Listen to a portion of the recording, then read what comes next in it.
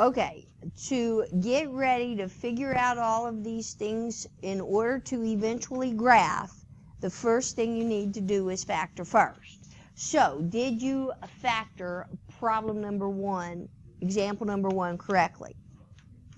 Did anything cancel out? Nothing canceled out, so there is not a hole in this graph. We will talk about in the examples that actually have holes, we'll talk about what that means coming up. Now, just like in the problems we did yesterday, where the denominator is equal to 0, that is where you have a vertical asymptote. VA stands for vertical asymptote because it was too long to squeeze in that little blank. So you go over to your scratch paper and you solve that out. What is 0 divided by 3? Subtract 2 from both sides. This is where the asymptote is. Now, in our example we did yesterday, we found this horizontal asymptote from this minus 6 at the end. But our problem today isn't written in that format. I could write it in that format, but in order to do that, I would have to use polynomial long division. We probably don't want to do it that way. So that's where our helpful notes come in. And so our notes tell us to compare the degree of the numerator and the denominator. The degree means the power. So what is the power of this x right there? It doesn't have one.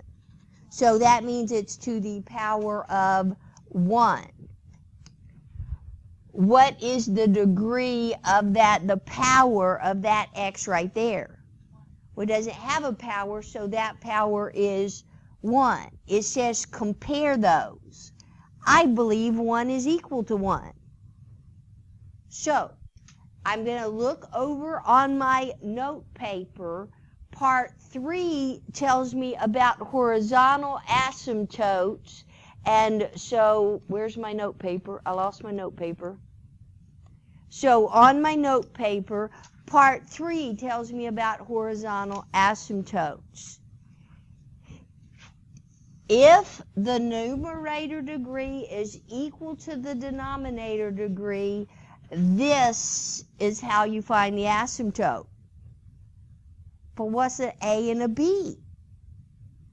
The coefficient for the numerator, the leading coefficient on the numerator is the A. The leading coefficient on the denominator is the B. And so let's go back over here and see what that is.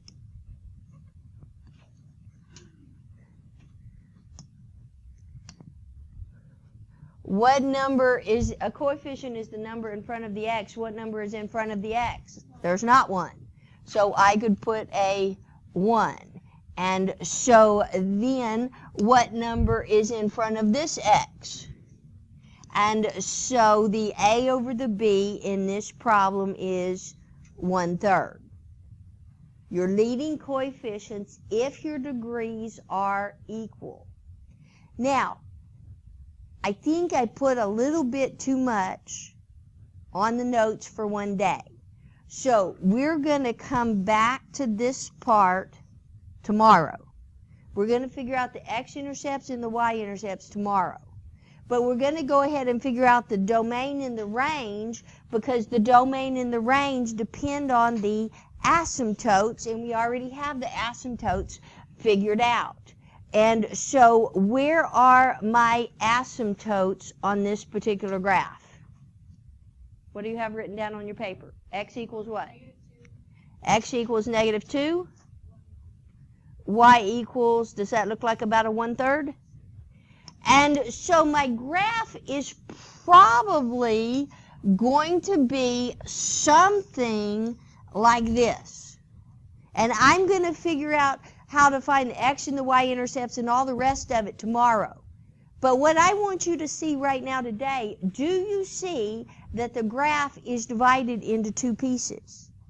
Two pieces in the x direction and two pieces in the y direction. Do you see that?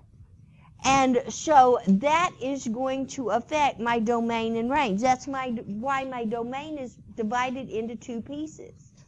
That's why my range is in two pieces, because that's what the graph is doing. The asymptote is what divides it into two pieces. The domain goes with what? X or Y? And so it goes with this, and the range goes with what?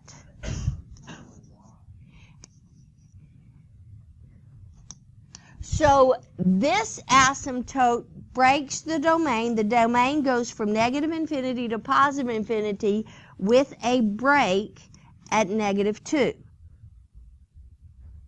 The range goes from negative infinity to positive infinity with a break at the asymptote that is at 1/3. So these asymptotes make breaks in my domain and range. A break would be this, has this part, and then there's a break, and then there's this other part. It breaks it into pieces. Maybe that's a better way to say it. This particular graph, because it had two vertical asymptote, this got broken into three pieces. My graph here only has one asymptote, so this graph is going to have two branches. I think our notes yesterday called those branches. Okay, so let's look at example number 2. Did you factor example number 2 correctly? After you have it factored out, did anything cancel out? So there will not be a hole in the graph. But the denominators, where the denominators equal to 0, that makes an asymptote on the graph. And so when you solve that out, that's equal to +3. When you solve that out, that's equal to -1. This graph is going to have two vertical asymptotes. To get the horizontal asymptotes, you compare the degrees. What's the degree of this x? What's the degree of this x? Degree means power. What's the power? This one has a power of 1, and this one has a power of 2. Well, I believe 1 is less than 2. So I go back over here to my notes. The numerator degree is less than the denominator degree. So my notes tell me that's where the asymptote is going to be. You see where it says that? There's only three things that can happen. Either they're equal, or the numerator's bigger, or the numerator's smaller. That's the only three things that can happen. And so back over on this one, because 1 is less than 2, this is where my asymptote is going to be.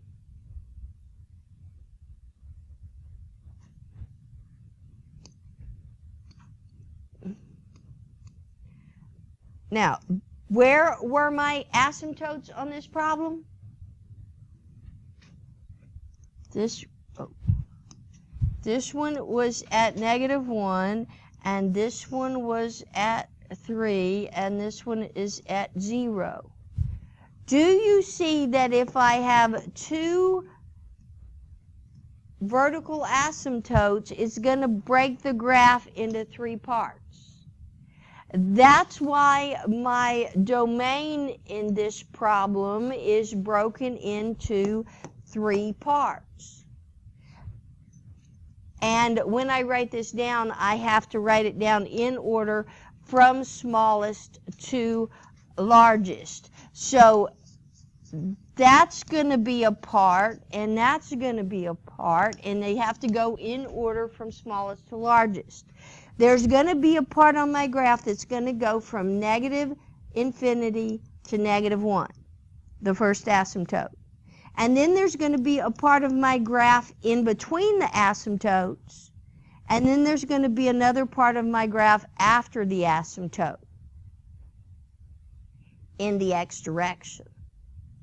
Going up and down, there's only one asymptote, so this only has two parts. The part above the asymptote and the part below the asymptote. Now, I know the domain and range probably are a little bit fuzzy at this point. They'll make a lot more sense when we start putting it all together on the graph. I hope.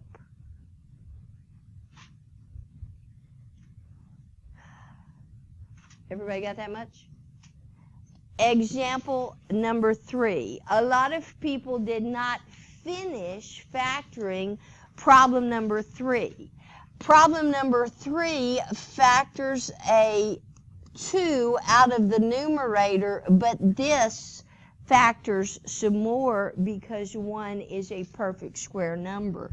So if you did not factor it completely, please factor it completely at this time. Factor first. And then after you factor, the first question is, did anything cancel out? This part right here cancels out. The part that cancels out makes a hole in the graph. The denominator that does not cancel out makes a vertical asymptote. When you have part of the denominator that cancels out, the canceled out part of the denominator makes a hole in the graph, and the uncanceled makes a asymptote. Well, if you solve this, what is x equal to? And if you solve this, this is negative 1, and this is positive 3. Now, the asymptote, we represent that with a dotted line on the graph. The hole is a missing point.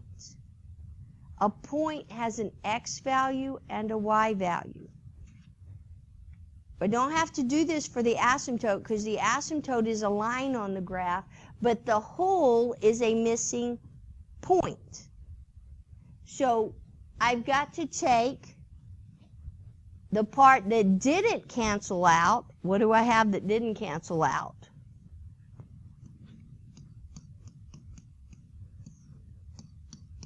Is that the part that didn't cancel out? Yep. And what was my hole? I've got to substitute in the negative 1. Do you remember how to substitute in place of the x? To substitute in the negative 1 in place of x. This should not be too hard for you to do without a calculator. Negative 1 minus 1 is negative 2. Negative 1 minus 3 is negative 4. Negative 4 divided by negative 4 is how much? It is 1. I plug in that negative 1 that I found, and then the hole in the graph, that's a missing point on the graph. I'm going to show you an example of that in just a second. Okay. Next, Compare the degree of the numerator. What's the degree of the numerator? What's the degree of the denominator? I believe those are equal. That means you look at your note paper on part 3B. What does part 3B say that I need to do in order to find the asymptote? What's an A and a B? And so that is this number, and that one doesn't have a number. 2 over 1. What is 2 over 1 equal to?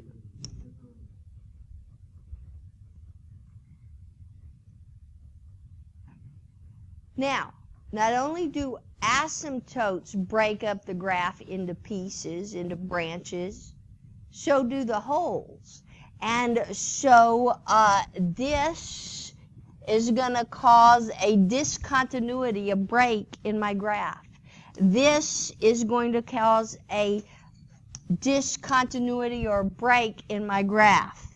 And so the domain is going to go from -1 to the whole, and there's going to be a little place where it skips over the whole, and then it's going to go from the whole to the asymptote, and then there's going to be another piece that goes from the asymptote on to infinity.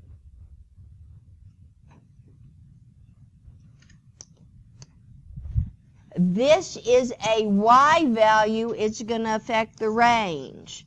This is a y value. It is going to affect the range. Be sure you put the numbers in order from smallest to largest. The range is going to go from -infinity to the hole in the graph. It's going to skip over the hole in the graph and continue to the asymptote. It's going to skip over the asymptote and go from 2 to infinity.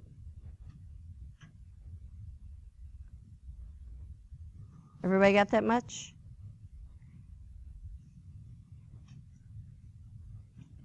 On the next example, did you factor completely?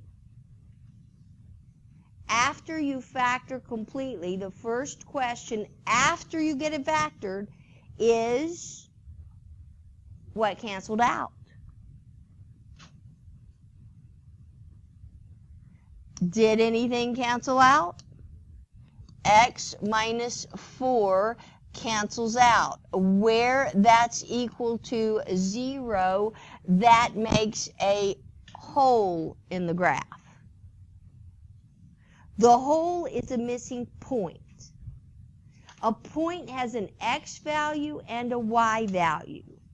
I have to plug that 4 back into the original equation, this part that's left, to see what the y value is going to be equal to. After I canceled, that's what I had left, right? And I've got to plug that 4 in. Can you figure out what 4 plus 4 is equal to?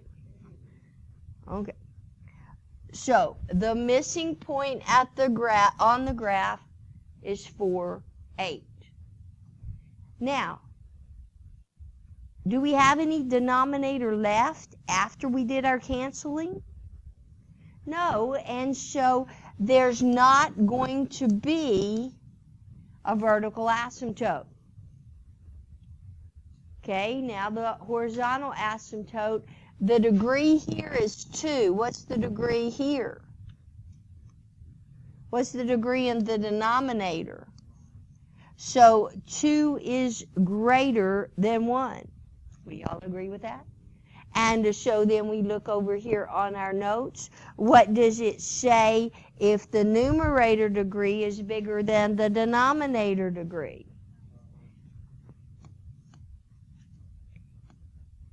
And so this is none. We're only going to have one break in our graph, one place where the graph is divided into 2 pieces, And so in the x direction, it's going to skip over the hole at 4. And in the y direction, it's going to skip over the hole at 8. Now, what is this going to look like when I graphed it? What I had left was x plus 4. You're going to make your Algebra 1 teacher very sad if you cannot tell me what x plus 4 looks like when I graph it. Do you know what it looks like?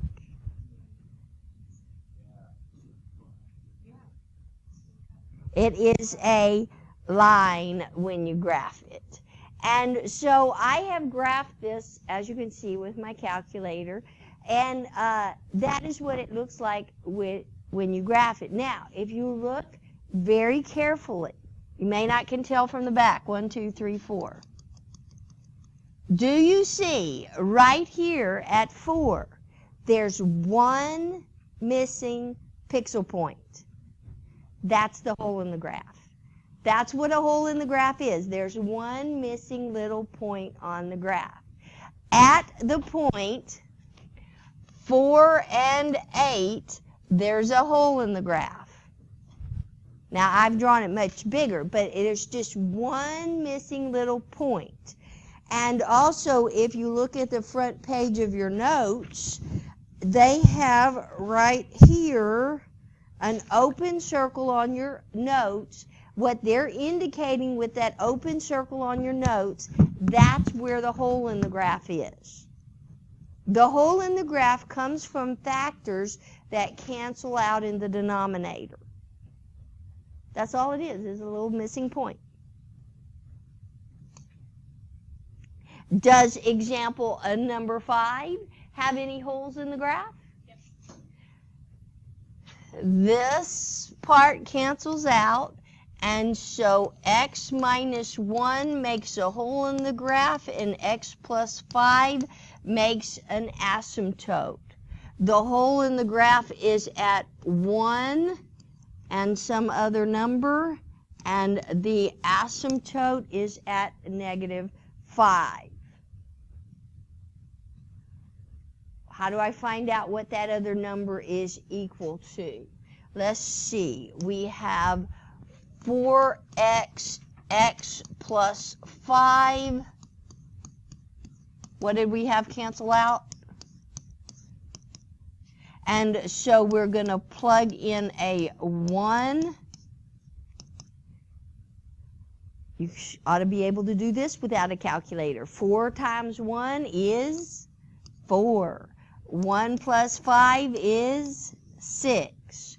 4 over 6 are both even numbers. They reduce to 2/3. Got that? And so this number right here is a 2/3. You take the 1, you plug it back in to figure out the 2/3. For the horizontal asymptote, you compare degrees. This degree is 2 and this degree is 2. 2 equals 2. The degree of the numerator is 2 and the degree of the denominator is 2. What does your note paper say about that? I believe that's 3b. What does 3b say? A over b. What's an A and what's a b? The leading coefficients. Oh, I don't think I said this. When you have more than one x, you always take the degree on the biggest degree. I don't add the degrees together. This 2 is the biggest degree. Okay, so the leading coefficient on the numerator is a 4 and the denominator is a 1.